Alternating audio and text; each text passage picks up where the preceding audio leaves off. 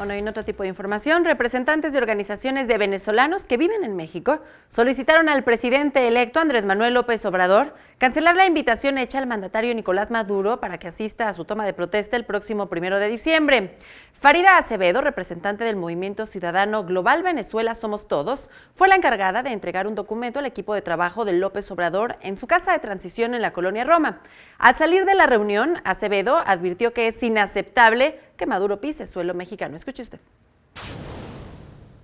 Con la finalidad de expresarle nuestra profunda preocupación por la invitación realizada a Nicolás Maduro Moros para que asista al acto de toma de protesta el 1 de diciembre de este año. Es que nos atrevemos a realizarle un llamado a la solidaridad, así como también humilde y respetuosamente evaluar el impacto que representaría permitir la visita de un personaje nefasto como Nicolás Maduro a un acto tan emblemático, importante como la toma de protesta para el presidente de un país como México.